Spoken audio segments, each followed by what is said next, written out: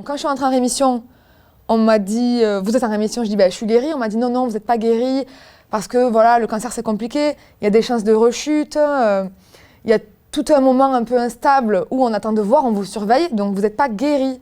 On estime que si dans 5 ans il n'y a pas de rechute, là on vous déclarera guérie. Et donc pour moi ça a été un peu un coup de massue sur la tête parce que vivre normalement c'était pas possible, pas tout de suite. Bon, je pense que vous l'avez tous vécu, il y a la fatigue, les douleurs qui sont encore là, la peur de rechute, et puis aussi, mentalement, on a accepté qu'on était malade. Donc on ne peut pas sortir comme ça de la maladie, ça fait partie de notre identité quelque part. Juste claquer des doigts et plus être malade, c'est pas possible en fait. J'ai plus de mal à vivre mes séquelles que mon combat. Quand il y avait ma tumeur, j'avançais sans me poser de questions. Alors que maintenant, j'en ai marre. J'ai envie de dire au médecin, mais laissez-moi tranquille. Sauf que tu peux pas faire ça. Donc c'est pour ça que je suis là aussi, parce que psychologiquement, c'est dur de pas pouvoir fermer un tiroir. C'est-à-dire ma tumeur, j'aurais envie de la mettre dans un tiroir et c'est en rémission, donc c'est bon, je ferme ce tiroir. Sauf que non, il est toujours un peu ouvert ce tiroir.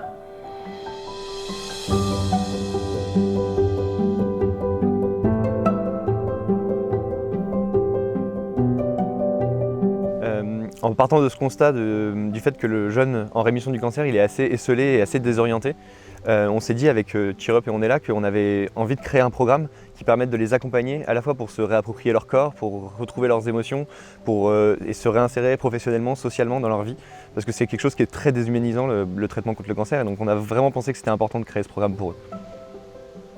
L'autre va ressentir une émotion, et ça va être à la deuxième personne de réexpliquer à la première personne à quel moment il y a un truc qui n'a pas été. On a voulu créer avec Cheer Up et On est là un programme du coup, pour accompagner ces jeunes dans la réinsertion. Et donc on l'a co-construit avec 2 coachs spécialisés et qui sont reconnus dans leur domaine pour vraiment permettre aux jeunes de se réapproprier tout ce qu'il a perdu pendant les traitements. Et donc ça passe par des ateliers de yoga, des yoga du rire, ça passe par des ateliers de danse et juste des ateliers de coaching. Il y a toute une série de témoignages également. Et tous ces éléments-là, on pense et on croit vraiment que ça peut permettre aux jeunes de retrouver ce qui leur manque, à la fois émotionnellement, mais aussi juste personnellement ou professionnellement. Avec UCA, on a voulu un programme autour de 3 problématiques et thématiques assez précises. Le fait de pouvoir se raconter, de pouvoir se lier aux autres en faisant beaucoup de cohésion autour du groupe de patients que nous avions, et la facilité et la capacité de pouvoir transmettre ses émotions à son entourage.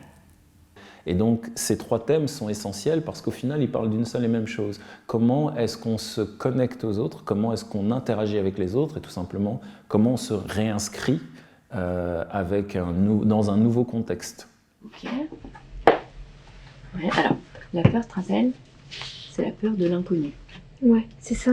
Enfin, ou est-ce que c'est le jugement? Est-ce que c'est de la bonne peur au bon endroit? C'est la peur du jugement. Ah. Donc l'action possible, c'est quoi? Il y avait beaucoup de bienveillance et c'est important d'être bien accueilli, surtout dans ce type de séjour, d'ateliers, aussi des ateliers quand même très intenses, parce que justement on travaille nos émotions, nos sentiments, et donc des fois on peut se mettre à craquer, mais quand il y a une personne qui est avec nous pour nous aider et nous consoler, ça déjà j'ai en tiré la bienveillance qui est important. Franchement, quand t'as eu une grosse maladie et que tu l'as vécu, tu peux tout faire. Franchement, toi, ici, on a relevé l'impossible. Là, je viens de me rendre compte, je viens de recevoir le beau conseil, le bon... Ah, franchement, là, je rentrais là, j'ai pu être du tout là.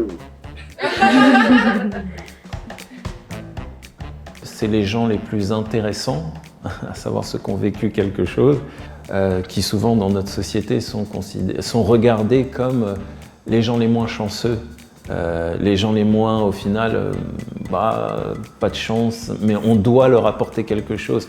Moi je retourne ça pour moi. En fait, ce qui m'intéresse, c'est comment ces personnes-là vont apporter aux autres. Et c'est ça qui m'enthousiasme moi, c'est de me dire en fait, ces personnes ont vraiment des choses à apporter. Et il suffit juste d'aller faire un petit peu de travail d'empowerment pour que ça profite à tout le monde. 1, 2, 3, ok.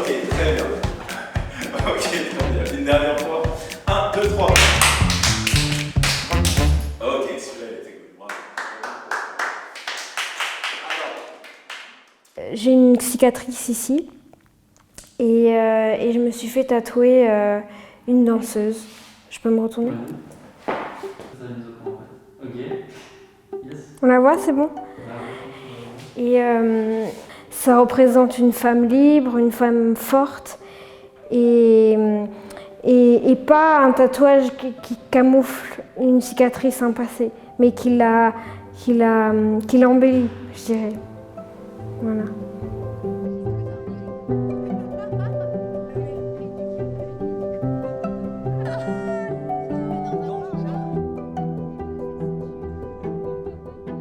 Quand on les voit vraiment évoluer, je trouve que c'est très gratifiant. En tant que coach, voilà, de voir les jeunes avancer, se trouver et rebondir.